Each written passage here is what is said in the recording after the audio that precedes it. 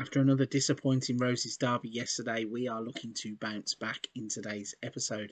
And this is a big one that I'm excited about. This is when two worlds collide. The FM21 save meets the FM22 save as we go up against Red Bull Leipzig in the Champions League.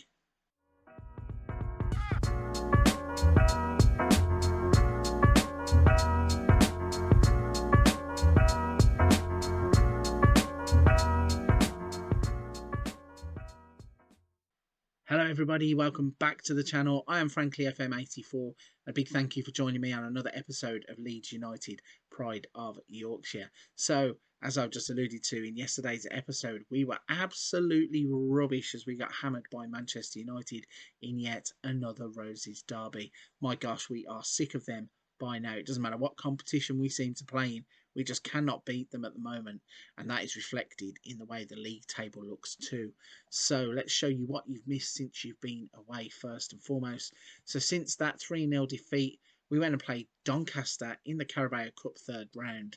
We scored early with a penalty through Callum Wilson, gave an equaliser away to Jana in the 81st minute, and then struggled through to win on penalties. Bit embarrassing really. We played quite a strong lineup too. It wasn't like it was the weakest of weak teams. We just struggled and couldn't put them away. We then moved on back into the Premier League as we got a 2-2 draw against Chelsea. This was quite an interesting game because we took the lead early on. Then Lukaku and Mount gave Chelsea the lead before Vlahovic equalised late on. Reece James got sent off. We threw everything at them, just couldn't get the win completed. We then played Sporting Lisbon as we invited them to Ellen Road. Absolutely battered them, dominated from first kick to last as we played them off the pitch. We had 27 shots, 9 of which were on target, an XG of 4.73 and only 3 goals. 2 for Vlahovic, 1 for De La Fuente, and that was a convincing win there. We then played against Sheffield United in Sheffield. We went on the road, picked up 3 points, only 1 goal in this. Ibrahima Konate with his usual header at the front post. Bit disappointing of performance, but we got out of there with 3 points, which is the most important thing. And then last time out, before you come back and join me, we played against Leicester in the Premier League, where absolutely nothing happened. 90 minutes of football where there was 25 shots and only 5 of them ended up being on target. None of them really were anything to write home about. We were poor. Both teams were poor. We both took a point. We'll settle for that. So showing you the league table in the Premier League, it means now that we are currently, when I get rid of Tottenham's record, we are played 8, 17 points, won 5 games. Manchester United played 8, won 6 games and on 19 points. And then again, it is tight in the Premier League with Newcastle, Southampton, Brentford and Manchester City all 3 points or less behind us. And Arsenal, West Ham, Everton, Leicester, Tottenham all on 13 points too. But for today, we are going to be turning our attentions away from the Premier League as we are taking on Red Bull Leipzig in the Champions League. So let's jump on into the team sheet and show you what starting 11 we're going to put out against Red Bull Leipzig.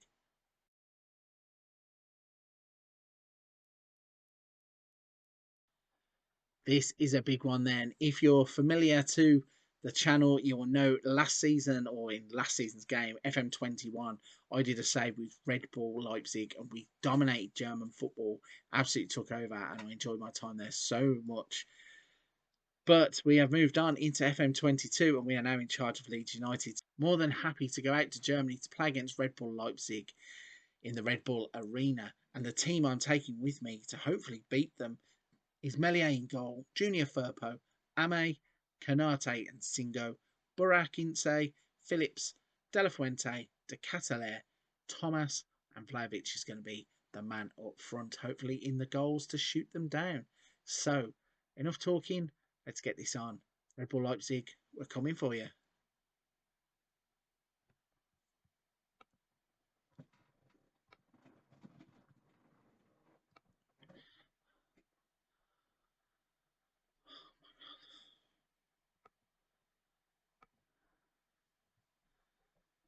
As always then, let's have a little look at the lineups. You can see Lucas Nemeka is actually playing up front for Leipzig today. He's a player who we had for 1 season in this save. So it's a bit of an interesting one that there is a twist there too.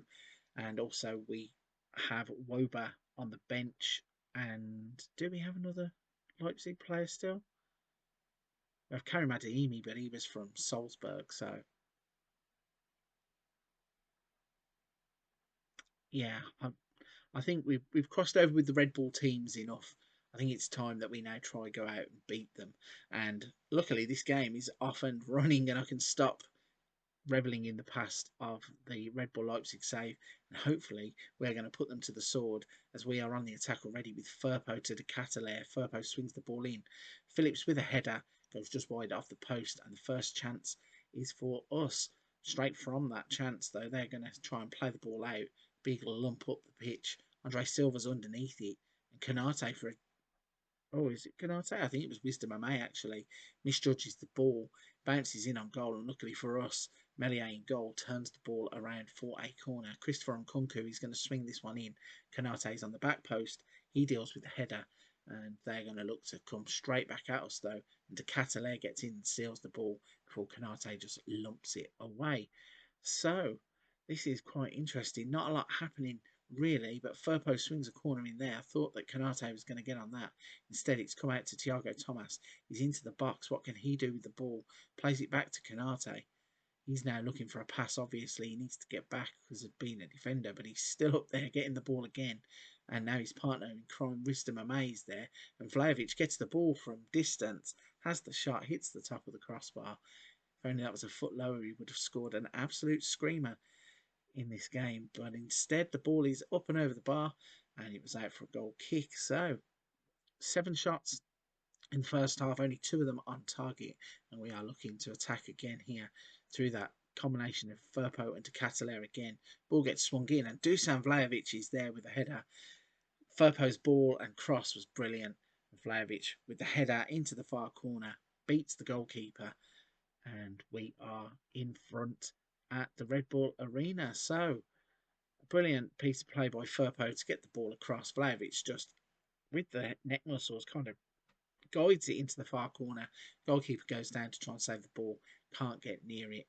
And there's more action coming as De Ketelaere gets the ball in the middle of the park, tries to play in Vlahovic. He does a brilliant job of getting the ball through to Conrad De La Fuente.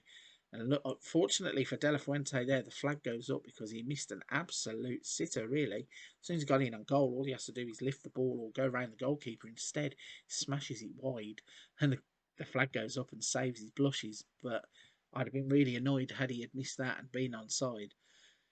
But anyway, we are in at half time with a 1-0 lead. We've blasted through half time, just kind of on instinct, going through the game to try and get it done as quickly as possible because we are on top in the game and I want to keep that pressure on. No real need to change anything at half time, but after 68 minutes, I think we might need to start making some changes here. But Thiago Thomas plays the ball back to Singo. He plays it to Burak Ince, who goes down in the box. Surely this is going to be a penalty. Ref has pointed for one, but VAR is going to have a look. It looked like Ince was clearly inside the box. So let's see what the decision is. The penalty is awarded. Who's going to step up? It's going to be Vlahovic, I believe. He's the registered penalty taker. He steps up and smashes it home, gets his second of the game, and the second in the Champions League, I think. Did he score in the other games? I can't even think. But it's his ninth goal overall, and it's his second goal of this game, certainly. And he's turning into an absolute beast of a forward, which is brilliant considering the money that we sold Sheshko for, and he didn't even really cost half of that money. So like for like replacement is absolutely fantastic, and he's doing the job for us straight away too. So not a lot happening really apart from that penalty. The time has frittered away to 90 minutes. De Ketelaire's looking to play De La Fuente in behind. Nothing happening, but the goalkeeper's made a mistake as he plays the ball straight to Firpo. Finds Thiago Thomas. Cross in, and there is Dusan Vlahovic to get a hat trick in the Champions League. Oh, they've given it to Sole as an own goal. That's a little bit unfortunate. Doesn't Does Vlahovic get a touch? It looks like Vlahovic gets a touch here. So Thomas smashes it across. That looks to me like Vlahovic just toe poked that into the net. I'd give it to him for his hat trick anyway, but we don't care. It's a third goal. It's in the back of the net, and this is going to be 3 points. and the reunion game is going to go my way, it seems.